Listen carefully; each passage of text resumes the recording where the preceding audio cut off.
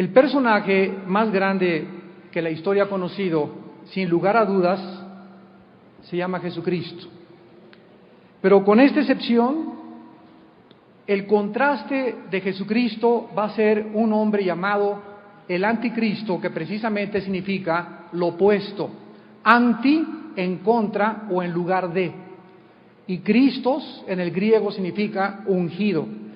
Entonces, va a venir y va a ser una aparición en este mundo, un hombre llamado el Anticristo, que va a ser lo opuesto, el anti o el que se va a colocar en el lugar del Mesías, del ungido, con el propósito de ofrecerle al mundo la solución a todas las crisis actualmente que estamos atravesando, los problemas internacionales políticos, diplomáticos.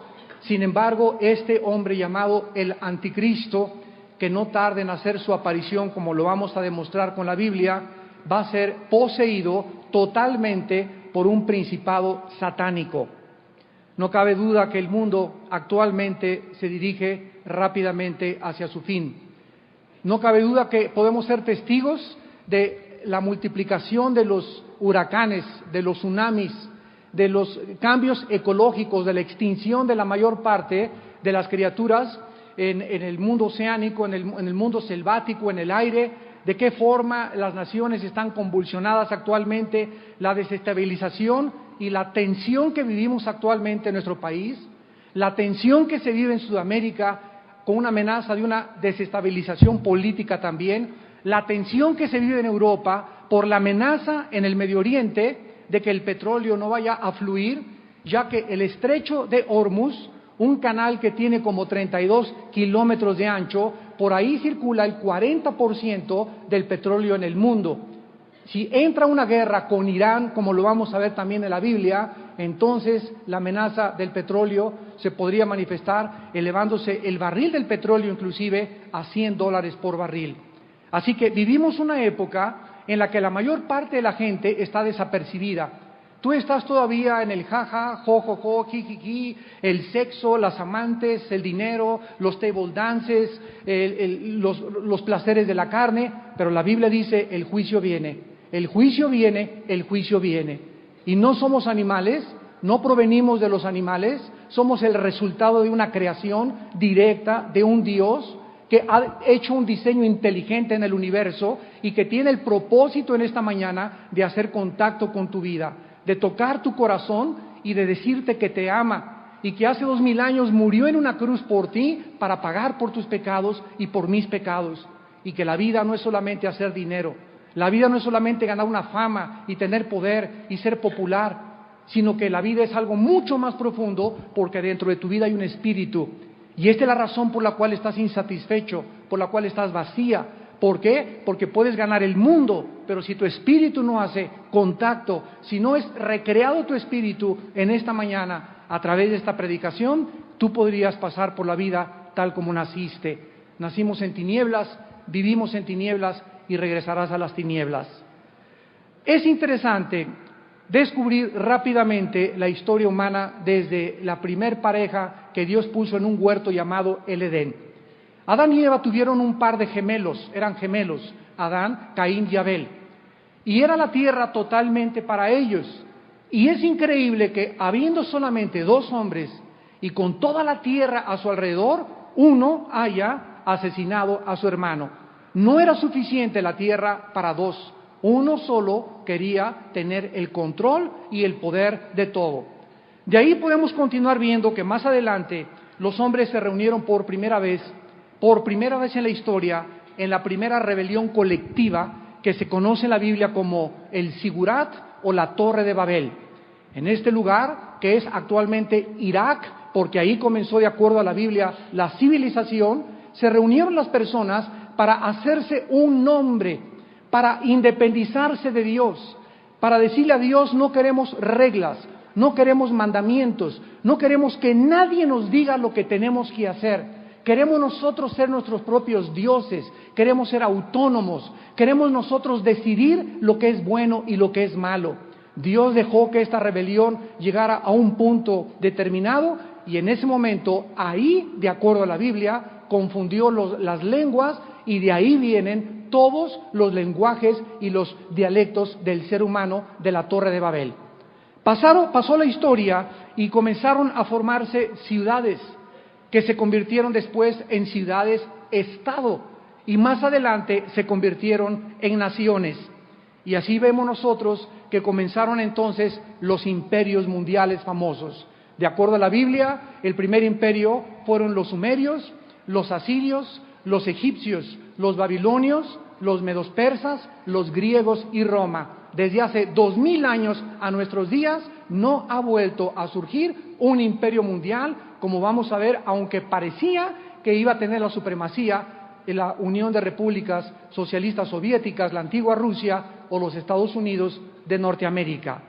Durante todo el tiempo que hubo el cristianismo, como en el siglo XIX, siglo XVII, XVIII y XIX, los científicos eran cristianos.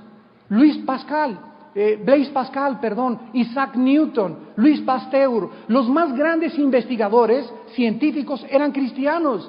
Pero comenzamos a entrar al siglo XIX, a las finales del siglo XIX, y entonces comenzó a surgir un movimiento ateo en contra de Dios, enarbolando la bandera de la teoría de la evolución por un científico inglés llamado Carlos Darwin. Más adelante, después de que él amenaza el origen de que no es cierto que venimos de Dios, surge otro hombre llamado Friedrich Nietzsche, un alemán ateo que escribió en su libro Así hablaba Zaratustra, Dios está muerto.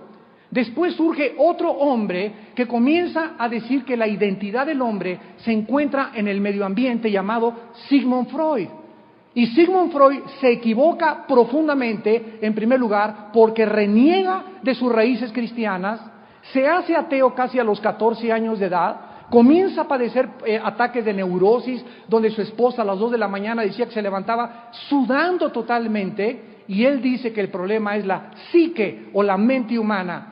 Freud se equivoca totalmente porque el problema humano trasciende la psique, trasciende la mente.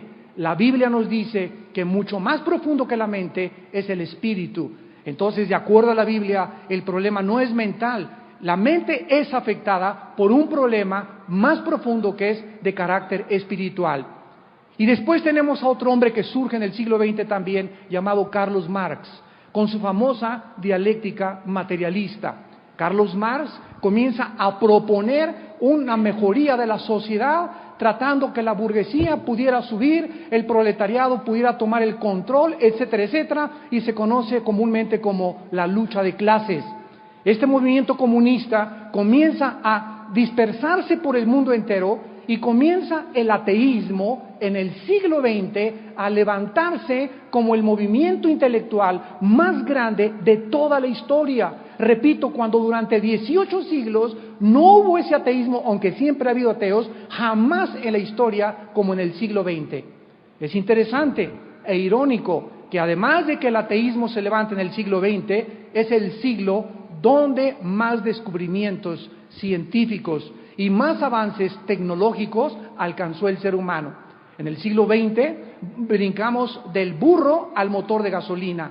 Después de 18 años de andar en burro y en caballo, en 1903 los hermanos Wright y Durea manejan la primera tentativa de volar. Henry Ford inventa el primer carro Ford, 1903, 1905. En 1929 Alejandro Fleming comienza a descubrir la penicilina. 1945 saltamos a la fisión nuclear. 1969 el hombre llega a la luna. 1979 el hombre pone la primera plataforma. Y de 1979, damas y caballeros, a nuestros días, ¿qué nos sorprende? Vivimos una época computarizada, un lenguaje de chip cibernético que no existía hace 20 años. Y todos estos descubrimientos científicos y avances tecnológicos solo hicieron ensoberbecerse al ser humano. Nunca el ser humano había sido tan déspota, tan orgulloso. Me acuerdo en 1978-79, cuando fui invitado a la Facultad de Economía, aquí en la UNAM, en el Distrito Federal, a una conferencia a un grupo de ateos. Eran 235 ateos de la Facultad de Economía. En esa época me acuerdo, ¿verdad?, que habían traído muchos maestros de Chile después de la revolución contra Allende y llegaron a México todos los ateos y se convirtió en un foco del ateísmo y del intelectualismo opuesto al cristianismo.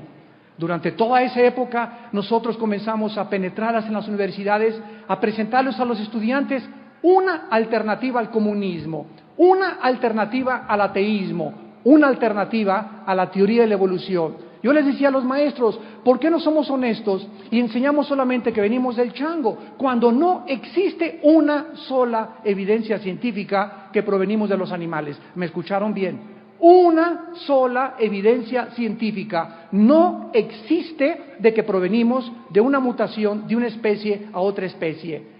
Andan buscando el eslabón perdido y nunca lo van a encontrar porque está perdido. Todo esto nos lleva, después del siglo XX, a darnos cuenta que se levanta un hombre en Alemania llamado Adolfo Hitler, influenciado por Carlos Darwin, influenciado por Sigmund Freud, influenciado sobre todas las cosas por Nietzsche. Este hombre Nietzsche creía en una super raza de seres humanos llamados los arios. Y Hitler comienza a estudiar los libros de Nietzsche y llega a convencerse de que en los montes del Himalaya existían unos ovnis o extraterrestres que habían aterrizado, esto es lo que creía Hitler, y que ahí entre esos monjes tibetanos podían ellos tener los secretos del grande arcano, y se formó lo que se conoce en Alemania como la Sociedad del Thule. Después de la Segunda Guerra Mundial, cuando el general MacArthur llega a Alemania en 1945, alrededor del búnker de Hitler, cuando él se asesina con su esposa, cuando él se suicida con su esposa, encuentran más de 500 cadáveres de budistas alrededor del búnker de Hitler. Porque, repito, él estaba influenciado por la mente oriental, por las filosofías orientales, de que se podía crear una super raza aria llamada la raza aria, que sería la que iba a predominar y a tener la supremacía en el mundo.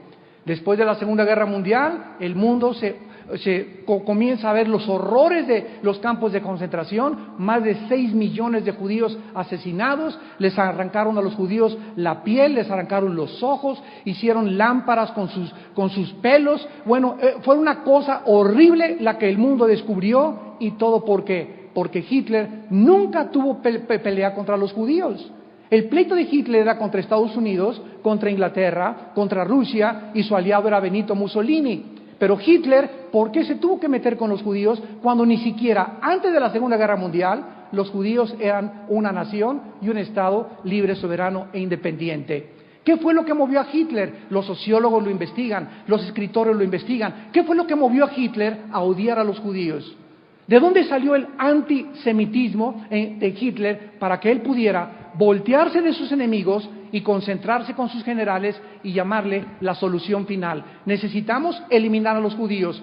¿Qué era lo que Hitler temía de los judíos que pudieran ellos levantarse en contra de él cuando jamás significaban una amenaza, porque ni siquiera eran un Estado libre, independiente y soberano? La Biblia es la única que nos puede dar las respuestas. Los literatos, los dramaturgos, los sociólogos, los psicólogos han tenido como un dilema durante muchos siglos: ¿qué es lo que sucede con el ser humano cuando el ser humano se vuelve en odio hacia sus semejantes? Y después de Hitler nosotros vemos en el siglo XX a Mao, encontramos a Idi Amin, a José Stalin, que antes de morir le dice a su hija: algo me rodea, oigo coyotes que están aullando, como que vienen contra mí. Y le dice su hija: arrepiéntete, padre. Así le dijo a José Stalin antes de morir. Y José Stalin antes de morir, dice su hija, levantó el puño en los últimos estertores de su agonía contra Dios y le dijo: contra ti es mi guerra. Y cayó para atrás muerto. Seguro que esas voces y esos aullidos que estaba oyendo eran demonios que venían por su alma. Tenemos también a un hombre llamado Benito Mussolini, que fue colgado ahí en una de las plazas italianas después de la Segunda Guerra Mundial, donde el mismo pueblo se voltea contra él y lo lincha por causa de que él había prometido ser el Mesías. Tenemos también a Saddam Hussein, donde sus dos hijos, los dos chiquilines de Saddam Hussein, cada sábado ahí en Bagdad mandaban al servicio secreto a que vigilara todas las fiestas de Bagdad para llevarse a las niñas de 10 a 12 años, traerlas a sus camerinos, violarlas y asesinarlas. Y después de esto matar a la familia si la familia pegaba de gritos o discutía por qué habían raptado a sus niñas. Era un caos ese país. Este hombre que quería llamarse el liberador y el líder del pueblo árabe fue un hombre que verdaderamente nadie puede darle gracias a Dios de que este hombre, ¿verdad?, ya no esté al frente de este país. Y actualmente tenemos, damas y caballeros, al presidente de Irán, que acaba de decir: quiero exterminar a la nación de Israel. No cabe duda que el mundo que nos rodea está loco de remate. Tanto odio, tanta violencia, tantas guerras, ¿en qué va a terminar todas estas cosas? La Biblia dice que falta un hombre que se va a levantar. Cuando todas las naciones lleguen a un clímax de confusión, a un clímax donde ya no pueden ver una solución, porque los problemas que nos afrentan son mucho más grandes que la capacidad que tenemos para poder enfrentarlos, en ese momento, entonces se va a levantar en el Medio Oriente, entre el país de Siria y de Irak, un hombre llamado el Anticristo. Veamos en esta mañana en la Biblia qué es lo que se nos dice acerca de este personaje misterioso que posiblemente ya vive o ya nació en algún lugar del mundo. En primer lugar, ¿quién va a ser el Anticristo? Satanás no va a poseer al Anticristo. Satanás es un querubín caído, se llamaba originalmente Luzbel, y esto no son historias de Matrix, ni son historias de Superman, ni son leyendas, ni son mitos. La Biblia dice que cuando Dios creó el universo, este ser, esta criatura perfecta, hermosísima, Dios no creó al diablo, Él se hizo diablo. ¿Qué cosa es la maldad que entró al universo? Es el abuso de la libertad que Dios nos dio. En el momento en que Dios le concede a sus criaturas la libertad de escoger entre el bien y entre el mal, en ese momento somos responsables delante de Dios. Dios te pudo haber creado como un robot. Muchos maestros me han dicho y universitarios que alegan la existencia del mal. Si Dios es bueno, ¿por qué permitió el diablo? ¿Por qué permitió esto? ¿Sabes una cosa? Para comenzar, tenemos una mente de cucaracha. Tenemos una mente tan absolutamente limitada comparada con lo que dice Isaías 55, porque mis pensamientos, dice el Señor, no son tus pensamientos, ni mis caminos son tus caminos. Como son más altos mis pensamientos que los cielos, así son mis caminos y mis pensamientos más altos que los de ustedes. Y nosotros queremos bajar a Dios de su trono, sentarlo junto a nosotros y decirnos: ahora yo te voy a juzgar. Lo que estás haciendo no me parece. ¿Por qué hiciste esto? ¿Por qué permitiste aquello? ¿Quién eres tú, chinche pulgosa? Pero ¿saben ustedes qué es lo que nos mueve a hacer esto? La soberbia. De creernos que somos más sabios, que pudimos haber hecho un papel mucho mejor, que le estamos diciendo a Dios: si yo fueras tú, yo no hubiera hecho esto, yo no hubiera permitido aquello, en lugar de que reconozcas tu limitación humana, la finitud de tu mentalidad y de tu intelecto, y te humilles delante de ese Creador que hizo un diseño inteligente en el universo, y que le digas: Padre Santo, enséñame, porque no sé lo que está pasando, no tengo respuestas, pero si tú existes, ven a mi corazón y revélame los grandes y profundos misterios de tu creación. Es muy diferente a que vengas y digas: ¿por qué pasó esto? ¿Por qué te llevaste a mi hija? ¿Por qué se murió? ¿Por qué atropellaron? ¿Por qué me robaron? Cuando venimos con esa actitud de desafío, de rebeldes, de decirle: ¿quién eres tú para que hayas permitido esto?, Dios le llama soberbia intelectual. Jesucristo dijo: si no te conviertes como un niño, nunca entrarás al reino de mi Padre. En el libro de Apocalipsis, capítulo 11, la Biblia nos muestra claramente que el Anticristo no va a ser poseído por Satanás como comúnmente se conoce, o como esas películas de la profecía y de Damián, etcétera, etcétera, sino que el Anticristo va a nacer de una mujer como tu madre y como mi madre. Digo, no va a ser igual, ¿verdad? Pero de una mujer, me quiero dar a entender. Y cuando nazca el Anticristo, va a criarse como un niño normal, no como las películas, repito, que ya desde niño domina a los perros y tiene poderes, etcétera, etcétera. Nada de eso. Todos son inventos de Hollywood. La Biblia dice que el Anticristo va a llegar un momento, y tal vez sean los 33 años de edad, porque es la edad en la que murió Cristo. Entre los 30 y 33 el Anticristo va a ser poseído por un principado. Los principados son los comandantes en jefe de Satanás. La Biblia nos habla que el mundo de la maldad está altamente organizado. Dice la Biblia que hay potestades, gobernadores de las tinieblas, principados y huestes espirituales de maldad. Entonces Satanás tiene un reino, y esto es absolutamente real, organizado, altamente organizado, como los de los gobiernos, un presidente, cámara de legisladores, poder ejecutivo, poder legislativo, poder federal, etcétera, etcétera, y todos estos poderes tienen el propósito, al rodear la tierra, de desviar al ser humano de la verdad y de la luz de Dios en Jesucristo. Dice la Biblia que Satanás es el rey, el principado más grande que existe. Debajo de él existen varios ángeles caídos que la Biblia llama principados. Y estos principados están sobre cada una de las naciones. Después los gobernadores de las tinieblas están sobre cada estado. Guanajuato tiene un gobernador de las tinieblas, Guerrero tiene uno, Zacatecas tiene uno, Nuevo León tiene uno. Y después los demonios o los achichincles son los soldados rasos que son enviados a los seres humanos para causarles perturbaciones mentales, para atormentar tu mente y decirte no le creas a Dios. Lo que ahorita estás escuchando, alguien te está diciendo ahorita, no lo creas, no es cierto, son pamplinas, esa voz no viene de Dios. Esa voz no es de tu subconsciente, esa voz es real.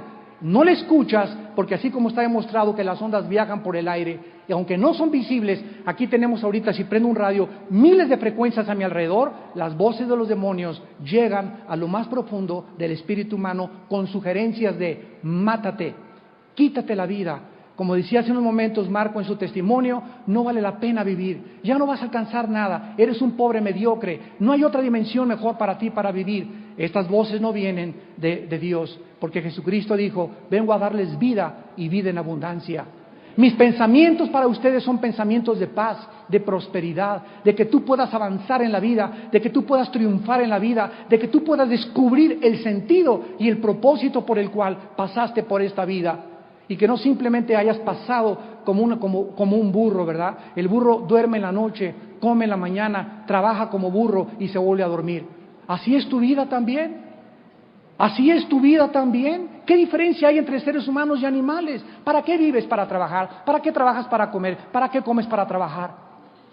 Y nos damos cuenta que no hay un propósito mucho más profundo en el ser humano porque desconoce la Biblia y desconoce lo que realmente Jesucristo hizo en una cruz. Dice en Apocalipsis 11, versículo 7, cuando hayan acabado su testimonio, la bestia que sube del abismo hará guerra contra ellos y los vencerá y los matará.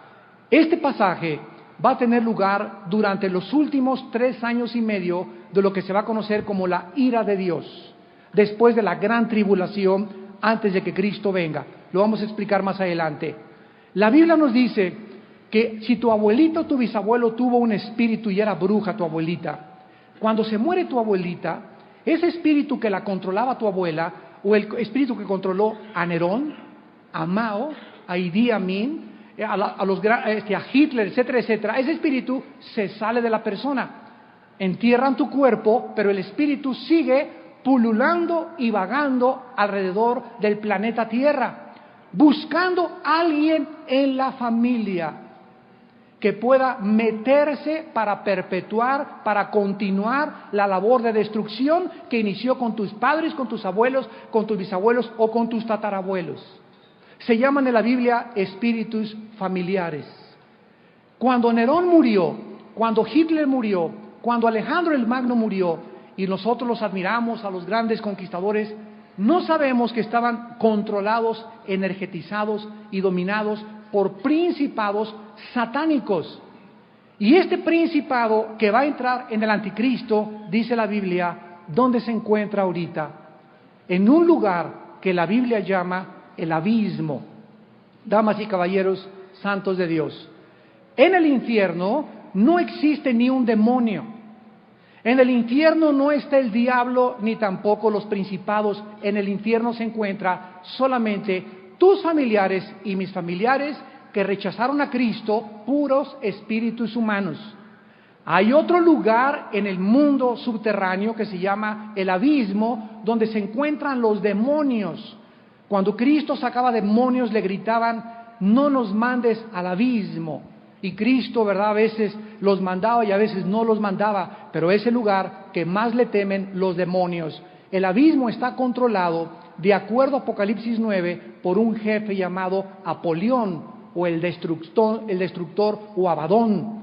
Y este principado va a salir en estos años, en estos meses, y se va a meter en este personaje llamado el Anticristo, y entonces él va a controlarlo y va a llevar al mundo al Anticristo con grandes poderes intelectuales.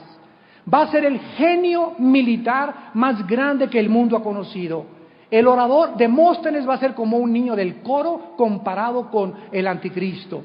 Hitler no es nada de la crueldad que tuvo con los judíos, con la crueldad que el Anticristo va a manifestar. Y vamos a ver algunos pasajes de la Biblia para poder comprobar todas estas cosas. Número 2, ¿de qué forma podemos identificar al Anticristo? ¿Cuántas personas han dicho: es el Papa, fue John Kennedy, o es Bill Clinton, o fue Winston Churchill, o fue Hitler? No existe ningún ser humano que nadie te pueda decir. Escuché inclusive que era Yasser Arafat. Hasta un libro salió entero así, el libro, donde se juraba que el Anticristo era Yasser Arafat. Y Yasser Arafat ya se murió. La Biblia nos dice que el Anticristo no va a hacer su aparición en el mundo hasta que Daniel capítulo 9, versículo 27, Daniel 9, 27, dice la Biblia, en este pasaje, donde se describe el ascenso del Anticristo, se nos muestra que por una semana, en el hebreo hay semanas de días y semanas de años. Aquí la palabra semana es la palabra hebrea Shabua. Los judíos tenían semanas de años, semanas de días. Y aquí esta semana habla de un periodo de 7 años, porque se calcula en Daniel 9, desde que estaba Daniel 680 años antes de Cristo hasta la venida del Mesías, es exactamente los días que la Biblia profetizó que haría su entrada el Mesías a este mundo. Ahí en Daniel 9, 27 dice, hablando del Anticristo, que por 7 años o una semana de 7 años confirmará el pacto con muchos. Noten ustedes que no dice que va a firmar un pacto, va a confirmar. ¿Qué sucedió en 1967 en la Guerra de los 6 días entre Israel y las naciones árabes? Cuando estaban a punto de destruir a Israel, cuando el presidente Nasser de Egipto dijo: aplastemos como gusanos a los judíos y echémoslos al Mediterráneo, en 3 días los judíos se subieron a sus aviones, entraron a la península del Sinaí, destruyeron la aviación de los egipcios, de los jordanos y de los sirios, y en 6 días, de acuerdo a los registros más profundos de las estrategias militares, sobre todo en el libro del general Schwarzkopf, que fue el que dirigió la guerra del Golfo Pérsico, dice en su libro: nunca en los anales de la West Point, de las academias militares y de los ejercicios de la milicia en la historia ha habido una guerra como la de los 6 días, en la que los judíos tenían una probabilidad contra 1.000.000 de no salir vivos. En la ley de las probabilidades era imposible que todas las naciones que los rodearon pudieran tener los judíos oportunidad de poder escaparse. Sucedió un milagro y no solamente se escaparon, sino que les quitaron tierra.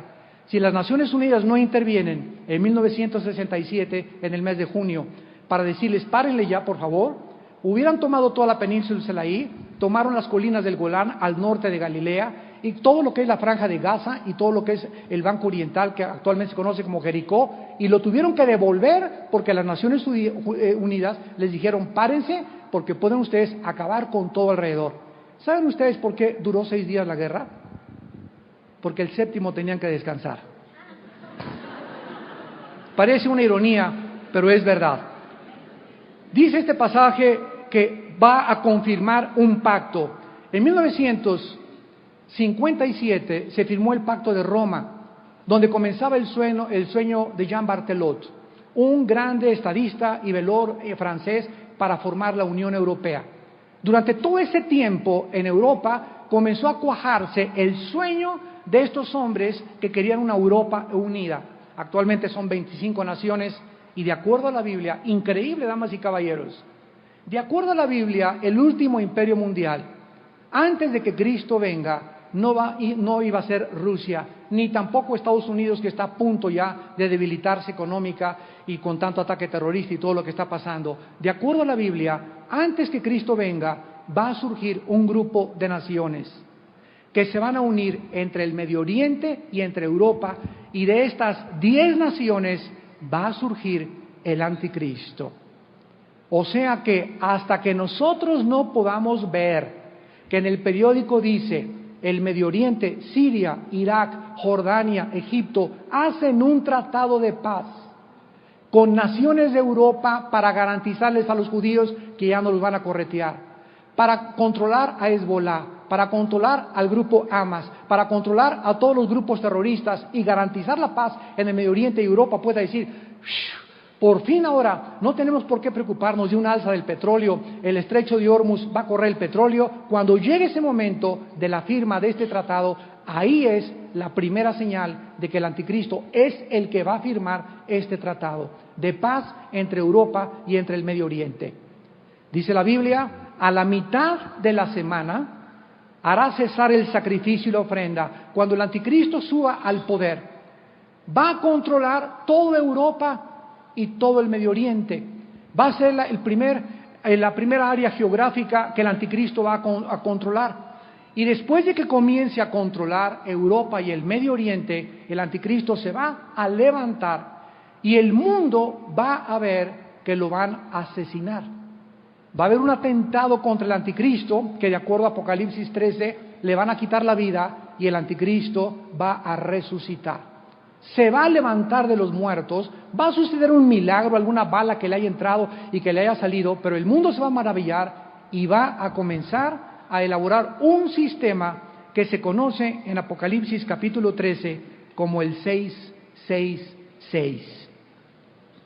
Dice Apocalipsis capítulo 13, versículo 8, y la adoraron, o sea, a la imagen del anticristo, todos los moradores de la tierra, cuyos nombres no estaban escritos en el libro de la vida del Cordero, que fue inmolado desde el principio de la fundación del mundo.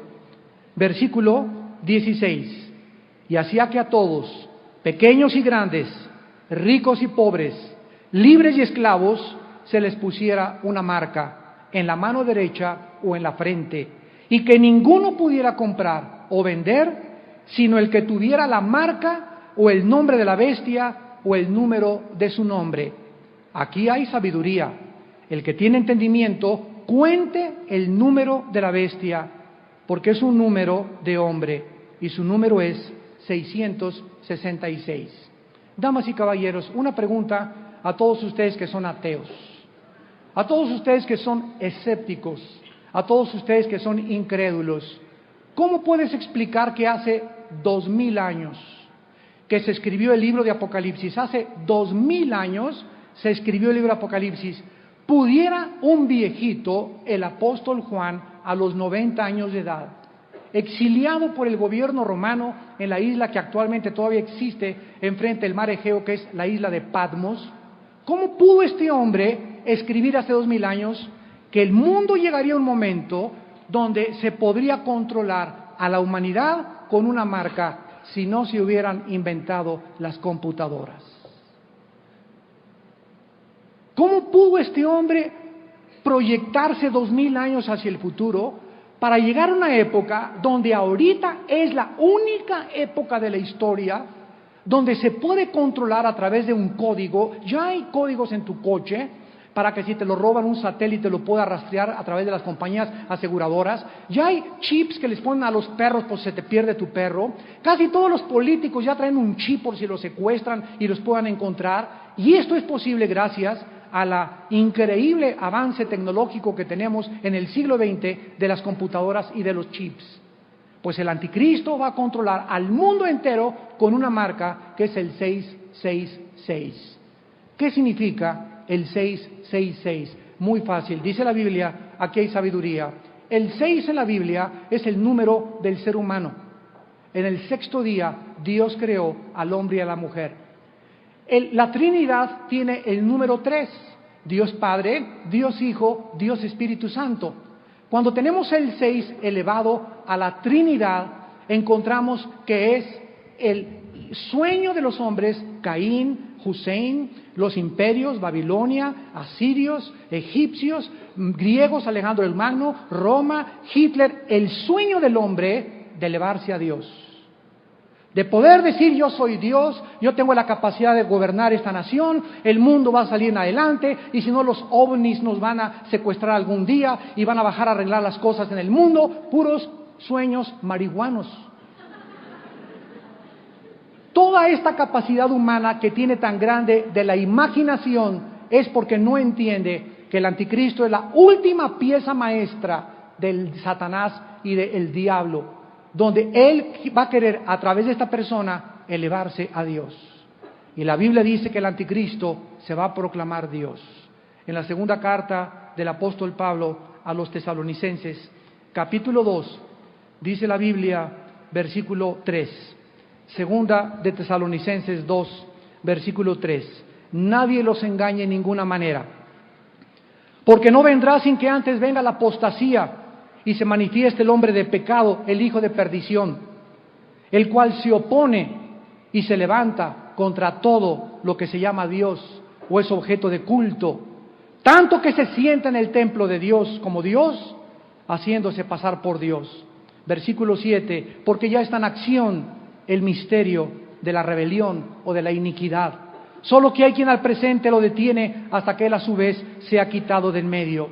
Y entonces se manifestará aquel inicuo. Este es otro nombre para el anticristo, el inicuo, que significa la persona que va en contra de la ley moral. A quien el Señor matará con el espíritu de su boca y destruirá con el resplandor de su venida. Inicuo cuyo advenimiento es por obra de Satanás, con gran poder y señales y prodigios mentirosos y con todo engaño de iniquidad para los que se pierden, por cuanto no quisiste recibir el amor de la verdad para ser salvo. Por eso Dios envía un poder engañoso para que crean la mentira y sean condenados todos los que no creyeron a la verdad, sino que se complacieron en la injusticia. Damas y caballeros, Dios te ha puesto en esta mañana la bendición y la maldición. ¿Qué quieres escoger tú?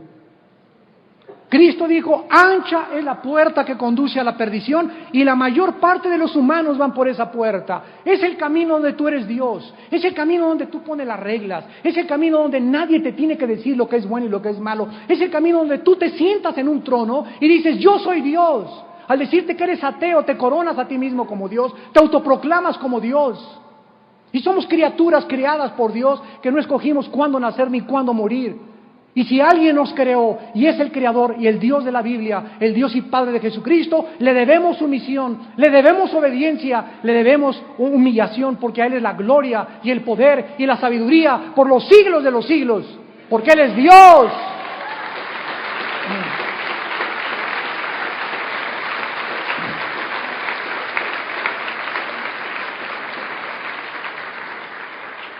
¿Qué naciones controlará el anticristo? La Biblia claramente nos habla en el libro de Daniel capítulo 2 que hubo un sueño de un rey llamado Nabucodonosor con una estatua inmensa. Y esta estatua en el capítulo 2 de Daniel tenía la cabeza de oro, el pecho y los brazos de plata, el vientre de bronce y las dos piernas de hierro y los dedos de la estatua mezclados entre el barro que representa el Medio Oriente y el hierro que representa el antiguo Imperio Romano. Esta profecía le fue dada a Daniel antes de que los medos y los persas se unificaran para conquistar a Irak o al imperio neobabilónico o el imperio de Nabucodonosor y de su descendencia. En esta estatua Dios le da al profeta Daniel, apúntalo, hace 2600 años. El orden como seguiría a través de la historia los gobiernos y los imperios mundiales y cómo iba a terminar la humanidad, escúchame, y las naciones que iban a formar parte del último escenario mundial antes de que Jesucristo regresara. Para que si cualquier persona anda buscando evidencias, como decía Carlos Sagan, el astrónomo ateo, si tan solo Dios me diera una evidencia, el universo es tal todo como existe ayer, hoy y mañana. Si hubiera un contacto y quería hacer contacto, si existe Dios, quiero hacer contacto. Cuando Dios hizo contacto hace 2000 años, no nos mandó señales de microondas, bajó en la persona de su Hijo Jesucristo a tocar a los pobres, a tocar a los lastimados, a tocar a los quebrantados de corazón, a tocar a los encerrados, a los cautivos de espíritus, a darnos libertad, a proclamar el buen año agradable del Señor, a decirnos que Él es la resurrección y la vida. Y si alguien está buscando cómo es Dios, ve a Jesucristo, porque Jesucristo era Dios en la carne. La Biblia nos muestra que en esta estatua, la cabeza Babilonia de oro fue el imperio que Daniel estuvo como primer ministro de Industria y Comercio. Después siguieron los medos persas, que es actualmente Irán. La palabra Persia fue cambiada en 1935 a Irán. La palabra Irán significa la tierra de los arios. ¿Por qué le pusieron Irán? Porque Reza, el primer Shah de Irán, era un admirador de Hitler. Y entonces le cambió el nombre de Persia a Irán en 1935 y aparece en la Biblia con el nombre de Persia, su antiguo nombre. Y aparece también en tercer lugar Grecia y el Imperio Romano, que está dividido en las dos piernas de la estatua, porque el Imperio Romano fue dividido entre Constantinopla y Alejandría. Se dividió el imperio y la Biblia profetiza que de los dedos de la estatua surgiría la última forma de gobierno mundial entre el Medio Oriente y entre Europa.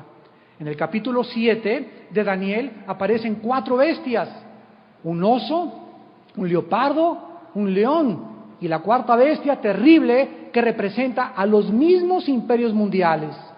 Vean ustedes que el Espíritu Santo comienza a tomar primero la forma de una estatua con metales en degradación: oro, plata, bronce, hierro, barro.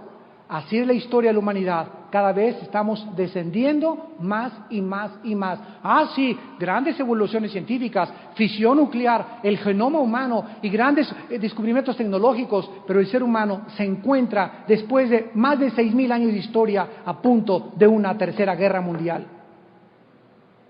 Mentiras que hemos podido solucionar los problemas morales que tenemos. Nunca en la historia había habido tanta depravación y tanta homosexualidad como en los tiempos de Sodoma y de Gomorra.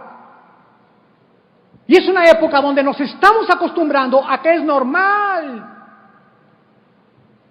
Lo estamos aceptando como si fuera normal. Y la Biblia dice que no es normal, que hay un Dios que ha establecido que la paga del pecado es la muerte. Pero el ser humano, como cordero sin un pastor, está buscando cada vez un camino y estamos extraviados totalmente. A eso vino Dios en la persona de Cristo, a volvernos a meter al corral. Porque el mundo está lleno de lobos y de voces y de placeres y de tentaciones que nos jalan, como en el canto de las sirenas de la Odisea de Homero, que jalaban a Ulises, las sirenas, al pasar por el barco, y Ulises les dice: amárrenme a uno de los palos del barco, porque si paso no voy a aguantar humanamente el canto de las sirenas, nos vamos a desviar a la isla y vamos a morir como todos los barcos que han naufragado aquí. Y así es el canto de las sirenas ahorita. Hay voces y mujeres que te dicen: mira, veme, soy más guapa que tu esposa, que ya está gorda, y le dicen la Tonina Jackson. Mira, no te vayas con ese muchacho porque no tiene guapo, no tiene carro convertible, ni tiene nada que ofrecerte. Búscate uno que tenga dinero. Y los padres aconsejan así a los hijos. Telenovelas donde ya los chamaquitos de 15, 16, 17 años salen semi-encuerados. Donde ya es normal absolutamente que tus hijas no vengan el fin de semana a dormir a tu casa. Es normal ya. La Biblia dice que no es normal.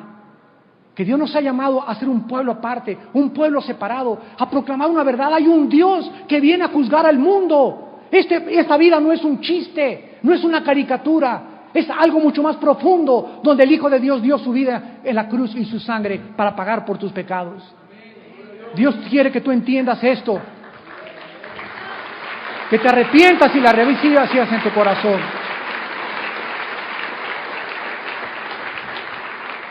En el capítulo 2, las naciones y los imperios representan una estatua o sea algo estático, sin moverse. Así son los gobernantes de los imperios mundiales. En el capítulo 7 de Daniel ya son bestias, porque Dios describe a los países, a los imperios como bestias, crueles, sanguinarios. Jesucristo dijo a los discípulos: los gobernantes de las naciones se enseñorean de ellas y los oprimen, mas entre ustedes no debe ser así, porque el Hijo del Hombre no vino a ser servido, sino a servirlos y dar su vida en rescate por muchos. Cristo viene a enseñarnos, el Creador del universo, a bajar del cielo, inclinarse y lavarle los pies a 12 hombres que eran su creación porque Él los creó. Él es el Creador, Él es nada de las cosas que existen han existido si no fuera por Jesucristo. Ese hombre crucificado en debilidad era el que había hecho el universo antes de venir a este mundo y viene por segunda vez de acuerdo a la Biblia. Y el ser humano no quiere entender, como en los tiempos de Noé: comían, bebían, jajaja, joquiqui, y vino el diluvio y se los llevó a todos. Si no viene Cristo en los próximos años, viene a tu vida cuando tú te mueras. Y déjame decir algo, tú te puedes morir hoy en la noche. Tú no tienes garantizado absolutamente, tú puedes perder tu dinero, tu fortuna, tu poder, tu fama, todo lo que tienes, porque Dios deshace como polilla lo más apreciado por el hombre. Entonces vive a los ojos de la eternidad.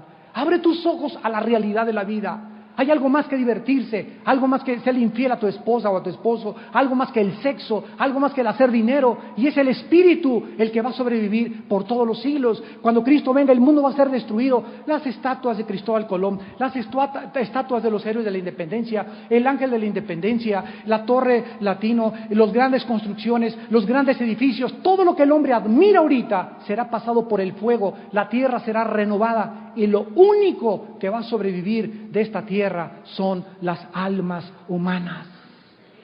Por eso es lo único por lo cual vale la pena vivir, las almas de los seres humanos. Vale tanto tu alma y mi alma, que Dios tuvo que hacerse hombre, bajar al mundo y caminar entre nosotros, amarnos y morir en una cruz para decirnos que de tal manera te ama que ha dado a su Hijo unigénito. Para que si tú crees en Él en esta mañana, no te pierdas, mas tengas la vida eterna. Y finalmente, el anticristo nos muestra claramente que las naciones que va a reunir a su alrededor van a ser 5 naciones del Medio Oriente y 5 naciones de Europa. Damas y caballeros, de acuerdo a la Biblia, las naciones que se van a levantar primero en el mundo para comenzar el último imperio o unificación política, militar y económica de la humanidad, va a ser entre 3 naciones que son Irak, Siria e Irán. ¿Ustedes creen que es coincidencia que en 1990, en la década, vino la guerra del Golfo Pérsico? En 1988 hubo un sondeo que le preguntaban a los universitarios ¿qué es Irak? Y contestaban, es el nombre de una medicina. Nunca salió a los encabezados de los periódicos Irak hasta después de la primera guerra del Golfo Pérsico. Y de repente otra vez comienza a surgir Irak, y de acuerdo a la Biblia se va a levantar. Estados Unidos no va a poder establecer una democracia, imposible, porque de acuerdo a la mente de los musulmanes no se puede tener una democracia. Ellos tienen otro régimen donde está asociada la política con la religión. Aquí tenemos separación de iglesia y Estado. En el Medio Oriente la religión y la política no se pueden separar, no se pueden divorciar. Primero allá es la religión y después es la política. Entonces Estados Unidos, ¿verdad? No sabemos cuánto tiempo va a durar, pero va a levantarse un hombre en Irak otra vez. Se va a unificar como se está unificando ahorita Irán con Siria y con el Líbano para poder planear el escenario antes de que Cristo regrese. Y entonces Rusia descenderá contra Jerusalén. Vendrán de la China, vendrán del norte de África y de Europa y rodearán a Jerusalén. Jerusalén, de acuerdo a la Biblia, será la mecha que encienda la tercera guerra mundial. Y todo el escenario está delante de nuestros ojos como pintado para que aquel que tenga oídos oiga lo que el Espíritu le dice a las iglesias y lo que Cristo llama a tu corazón. En esta mañana yo quiero que comprendas que tu alma está de por medio. El mundo sigue buscando Mesías, y los gobernantes de las naciones siguen autoproclamándose, síganme y yo les soluciono todos sus problemas. El hombre siempre ha seguido al hombre. ¿Cómo es posible que el hombre siga al hombre y no al hombre Dios llamado Jesús? ¿Cómo es posible que le creas más a un líder político, a un religioso, o a otra persona que se autoproclama Mesías, o líder espiritual, o gurú, y no le creas a aquel que dijo: yo soy el camino, la verdad y la vida? Yo soy el alfa y yo soy el omega, el principio y el fin. Yo soy el pan que descendió del cielo y que puedo alimentar tu vida. Yo soy aquel que estuve muerto, mas he aquí que tengo las llaves del infierno y de la muerte. Yo soy la resurrección y la vida. Si tú crees en mí, yo te prometo, dijo Jesús, que tu alma seguirá viviendo y vas a resucitar en el día postrero. Y en aquel día los que oigan la voz en las tumbas saldrán y podrán recibir al Hijo de Dios en las nubes. Mas todos aquellos que han rechazado en esta vida a Cristo, todos aquellos que se han proclamado dioses, todos aquellos que se han nombrado a sí mismos autónomos, ellos tendrán su parte en el lago que arde con fuego y azufre. Esto no es una leyenda, no es un mito, es la palabra de Dios, es la Biblia. Jesús dijo: los cielos y la tierra pasarán, pero mis palabras no pasarán. Hace unas semanas me enteré, como un ejemplo, de que Plutón ya no es planeta. Yo le dije a mi esposa, otra vez, la historia humana. Para los científicos, lo que era verdad hace 10 años, ahora resulta que ya no es verdad. Nos damos cuenta que las verdades, aún científicas, son de carácter relativo. Pero la Biblia, damas y caballeros, tiene más de 3,000 años. No hay una fecha, un dato arqueológico, histórico, científico, genético, biológico, geográfico, a través de los últimos 2,000 años, que los grandes escépticos y ateos hayan dicho: ya ves, la Biblia se equivocó. Cada vez que dicen la Biblia se equivocó, pasan los años y dicen la Biblia tenía razón. Y es increíble que exista este libro y que sea un tabú en tu casa y que digas: lo hicieron los hombres. Eso fue lo que te dijo tu maestro evolucionista que cree que vienes de chita. Eso es lo que dicen en la televisión los que se burlan de los valores. Eso es lo que dicen todos aquellos que no esperan nada ni un mundo mejor. Pero es el tiempo en que levantemos este libro como la única luz que alumbra en lugar oscuro hasta que el lucero de la mañana amanezca en los corazones. Y yo te invito en esta mañana a que creas lo que Dios hizo en tu vida y en mi vida en la persona de Cristo.